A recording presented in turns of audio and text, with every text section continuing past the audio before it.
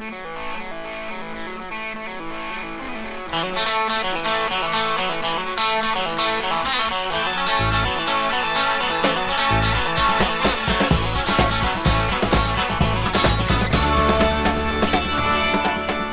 I'm John DeBella, and this is your Classic Rock Update.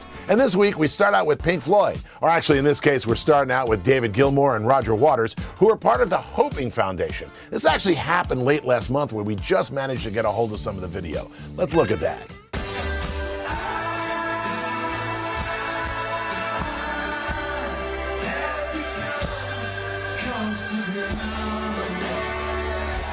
The Hoping Foundation helps Palestinian children, and they posted this video on their website in the hopes that you'll log on and watch it and maybe make a donation. Commenting on the video, Waters said, "The sound quality is crap, and if you're looking at the video, you realize so's the video quality. But it was a great night for me and for David, and also for us and them," making a pun on his own song. The close to 30-minute video features the two former Pink Floyd members doing "To Know Him Is to Love Him," strange choice, "Wish You Were Here," "Comfortably Numb," and "Another Brick in the Wall Part 2. Never thought I'd see him here. Neil Young is going to be part of the new Guitar Heroes game, Warriors of Rock.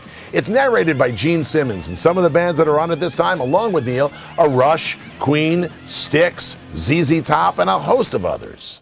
And it is time once again for As the Record Turns, the Aerosmith edition. Now this week, it seems that Steven is out on his own. None of the other band members are fighting, but Steven is fighting in the streets, as the Rolling Stones would say. It seems that he was getting out of a car and a bunch of people wanted him to sign autographs. He was entering Donald Trump's New York hotel, and these people started to crowd him. A bodyguard started to help Steven. Somebody grabbed the bodyguard, and then Steven boldly looked at the entire group and said, "This is how you ask for autographs." Or at least he gave a lesson in it. Some people got autographs, others didn't, but they all got to see Steven looking kind of scary. And that is this week's edition of As the Record Turns. Talk about holding your tongue. You might recall just a few weeks ago, we were celebrating the 25th anniversary of Live Aid. Happened here in Philadelphia, happened in London. And only one artist played both events, and that would be Phil Collins. Started in London with Sting, flew over here in the Concorde, did a set of his own, and then sat in as drummer for Led Zeppelin. And that's what Phil is finally talking about. It seems he was totally uncomfortable with Led Zeppelin. He didn't like the idea of playing behind Jimmy Page, who was drooling all over the stage. He wanted to get up and walk away, but recently said, had he done that, we would have been talking about when Phil Collins walked out on Led Zeppelin, as opposed to, well, Jimmy Page drooling all over the stage. Way to go, Phil. Two of the four original members of Black Sabbath are talking again, and they're talking to Ozzy. So now we've got three in a row. Ozzy recently said that both Bill Ward and bassist Geezer Butler are talking to him about reforming the band. He thinks that talking is a good idea, but no one's talking to Tony Iommi. So until they get that part together, it's only a dream.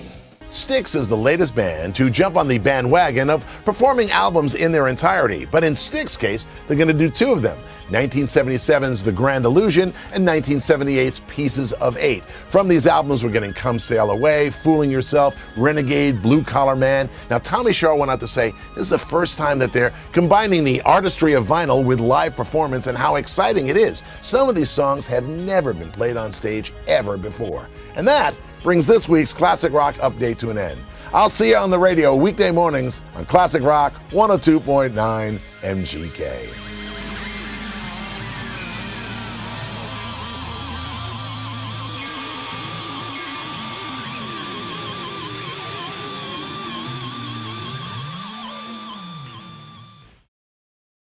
Grr.